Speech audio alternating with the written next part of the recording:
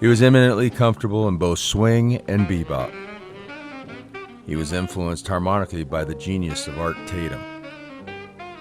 Who was Don Byas? Here on Big on Bebop.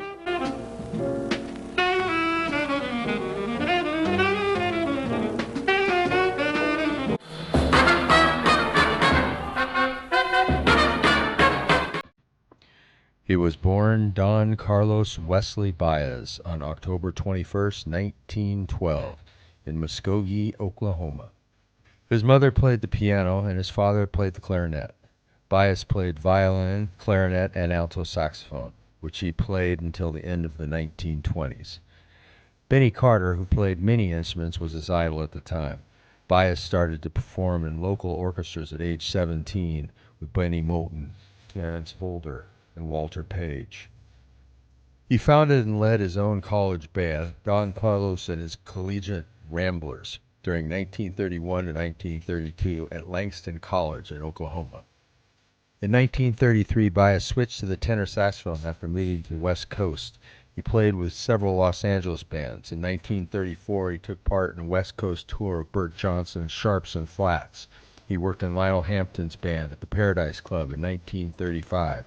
Eddie Bearfield and Buck Clayton in 1936, all in Los Angeles. In 1937, Byas moved to New York City to work with Eddie Mallory's band, accompanying Mallory's wife, the singer Ethel Waters, on tour, and at the Cotton Club. He had a brief stint with arranger Don Redman's band in 1938 and later from 1939 to 1940.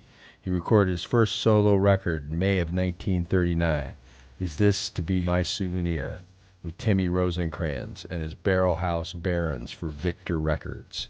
He played with the bands of Lucky Melinder, Andy Kirk, Edgar Hayes, and Benny Carter. He spent about a year in Kirk's band, recording with him between March of 1939 and January of 1940, including a short solo on You Set Me on Fire. In September of 1940, he had an 8-bar solo on Practice Makes Perfect, recorded by Billie Holiday. He participated in sessions with the pianist Pete Johnson, trumpeter Hot Lips Page, and singer Big Joe Turner. In 1941, at Minton's Playhouse, he played with Charlie Christian, Thelonious Monk, and Kenny Clark in after-hours sessions. He replaced Lester Young in Count Basie's band in 1941 to 1943. He was a fixture on 52nd Street club circuit with Coleman Hawkins, Dizzy Gillespie, and led his own combos from 1943 to 1946.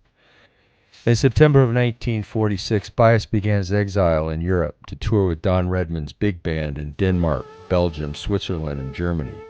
They were the first civilian jazz big band to tour the continent after the war. After playing in Belgium and Spain, he finally settled in Paris, where he lived for several years until he moved to the Netherlands.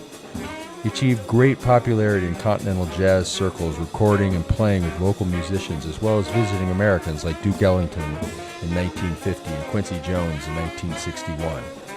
He returned to the States in 1970, playing at the Newport Jazz Festival and New York clubs Club Baron and the Village Vanguard. In 1971, he toured Japan with Art Blakey, before returning to the Netherlands, where he died of lung cancer in 1972. Stylistically, Don Byas was a member of the Coleman Hawkins School, but had developed a personal style heavily influenced by the bebop movement. Don Byas, a forgotten giant of the tenor saxophone.